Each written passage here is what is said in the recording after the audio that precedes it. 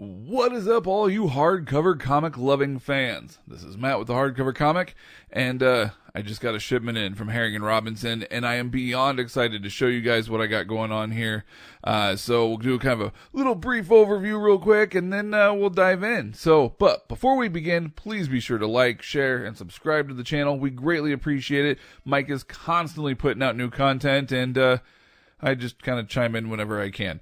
And also, we have Patreon. Go to patreon.com/The Hardcover Comic, where we do drawings every single month and give away books. $1 gets you one entry, $3 3 entries, $5 5 entries, etc. So please feel free to check us out on Patreon, and maybe you could be our next winner. So going into what books I got from Herring and Robinson, I have none other than, first of all, Swamp Thing by Andy Diggle and Joshua Dysart, with art by Enrique Brescia. This covers the entire series 1 through 29. And then we have my babies. Something I'm very excited to get back, and something that took me a long time to acquire all of the issues for. And that is none other than the bumped the mic there. Other than the Lobo series, written by Alan Grant, art by Val Semikis and Critchlow. And this run covers everything on his DC solo run. So it covers all of his annuals and 0 through 64. And some of those later issues, very small print runs, equals very expensive issues. So it took me a while to really collect all 64 plus issues to bind these, but I finally did. I'm super excited. I just got them back. Herring and Robinson did an amazing job, so huge shout out to Herring and Robinson. Check them out for all of your book binding needs, and let's dive right in.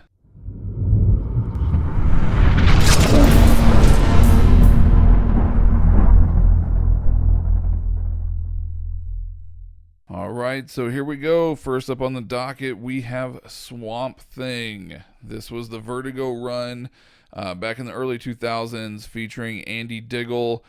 He wrote for the first handful of issues, and then Joshua Dysart took over. And Enrique Brescia, I think I'm pronouncing that right. I hope I'm pronouncing it right. He did art all throughout. So this is the beautiful spine. It turned out amazing. I was very, very happy about this. I wasn't real sure, so for those that were asking or might be interested, this is considered the Aristox Field Canvas. That's what this cover is. And the website on Herring and Robinson does not do it justice. It turned out so much better than I thought it would. It is a sewn binding. You got the yellow and green headbands and tailbands with the yellow ribbon there. Got to keep, the theme. So his art throughout too is really, really solid. I wasn't very familiar with this artist prior to this run, but as you can see, let me find some good pages here and I'll kind of pull them up and show you guys. His art is just stellar. It looks great in this book. Like, there's a good one. Yeah, his art is just really good. This run is a lot of fun. I'm a Swamp Thing fan, though. I really dig Swamp Thing. So it's a little bit different than, Alan. I think every Swamp Thing run is different than Alan Moore's, but it's definitely different than Alan Moore's run. But it's still a really good time. It is a lot of fun. It's definitely one of those kind of secret underrated runs, I would say. If you are interested in reading it, though, and you don't really necessarily want to invest, you can certainly go ahead and do it on the DC Universe app, or I think they changed the name to the DC Universe Infinite app, something like that. If I remember correctly, last I looked, all of the books were in there, so therefore you guys could check it out. Read it digitally if you'd like. I think this would be a book that would read just fine digitally, especially kind of being a little bit of a newer title, newer in the sense of in the last, 20 years. I think it transfers well to digital reading for sure. The thing that I love about it, though, is that these pages, they're not quite newspaper print, but they're not glossy either. It's kind of like this nice matte finish, and I love it. It's not super glossy where the light bounces off it and blinds you while you're reading. And at the same time, it's, kind of got a little bit of that newspaper print, but It's like a happy in between for those that hate newspaper and those that like glossy. It's like a perfect medium between the two. Honestly, I wish they would stick with this kind of paper going forward. Some really fun ads in here. Tales from the Crypt. Woo! I actually just bought this entire set not that long ago, so that makes me excited.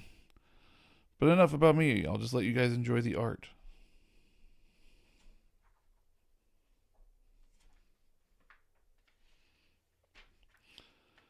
So yeah, if you are a Swamp Thing fan, I do highly suggest checking it out if you've never read this run. It is definitely underrated. You got some nice Swampy with Abigail Arcane there.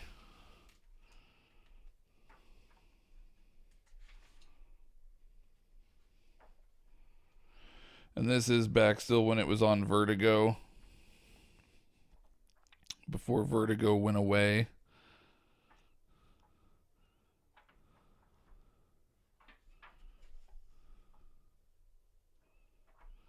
And then, like I said, this did run for 29 issues, and this collects the full run 1 through 29. So there is Swamp Thing. And now we're going to dig into my all-time favorite here, or one of my, like a book that I've been super excited to do for a very long time now, which is none other than my Lobo binds, Alan Grant. So back in, when the main man first appeared, he starred in a lot of mini series and a lot of like one-shots and minis and things like that. And about 1990, I don't remember, 92, 93 is when Lobo kind of got his own main title, and it ran for 64 issues. Well, technically 65 if you count issue 0, plus all the annuals. And that's what these 3 volumes collect, is they collect all of the annuals. They collect 0 through 64.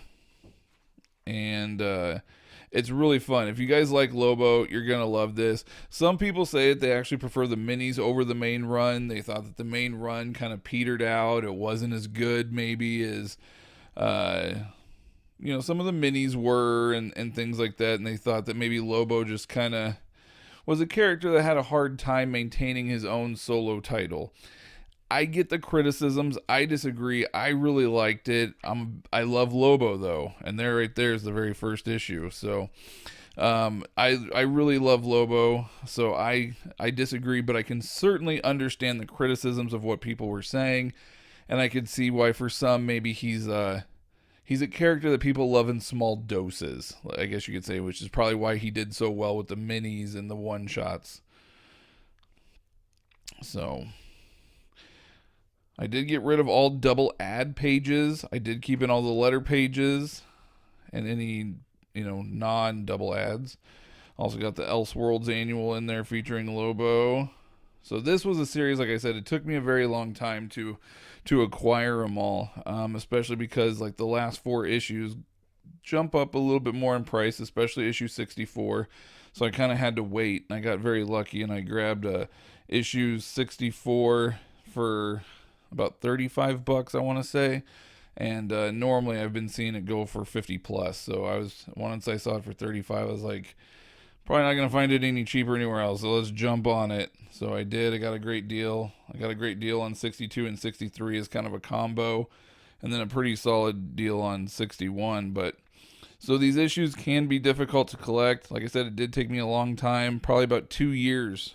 I wasn't straight collecting the whole 2 years, but it did take me about 2 years to acquire all of the issues so that I could finally create this bind. At one point, I wasn't even sure if it was a bind I was ever going to do, to be honest with you, just strictly due to the fact that a lot of those last 4 issues were more expensive, and I didn't know if I could justify dropping, $50 on one issue just to tear it apart and put it in a bind. So initially I was kind of looking at, there's like some complete trade paperbacks that are out, but unfortunately it doesn't cover everything. It covers very little, actually.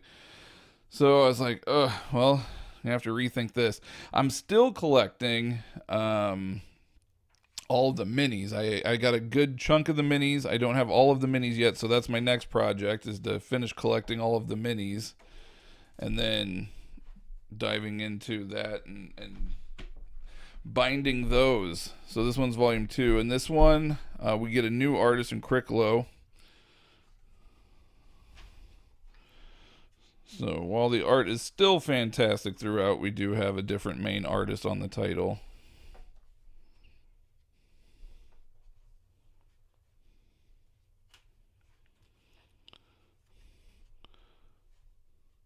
But as you can see, you got the main man here doing what he does best, going out and collecting those bounties and causing chaos everywhere else he goes.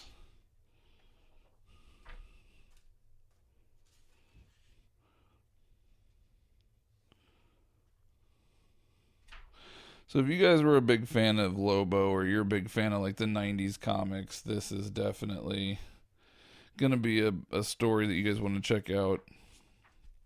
If anybody has any questions about any of these, or how I place the order of them, I actually got the reading order offline.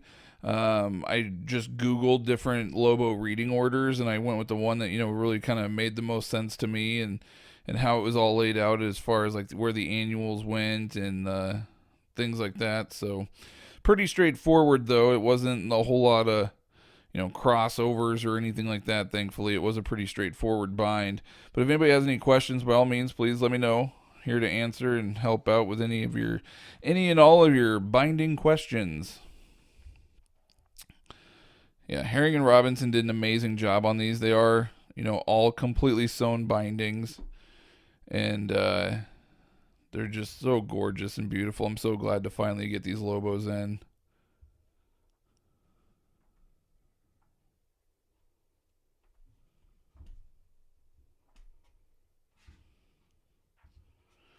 All right, now we're into volume 3.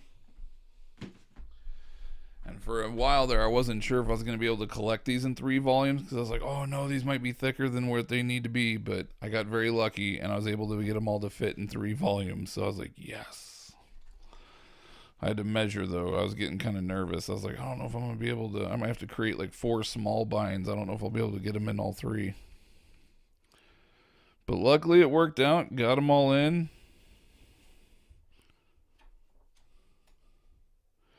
So as Mike and I have mentioned a lot of times before on the live streams and stuff, this is the year of the custom bind. We're taming that CBD, the custom bind demon, keeping him at bay. So this is one of my lots. I've actually got 7 volumes sitting at Haushin right now. A lot of it is Punisher.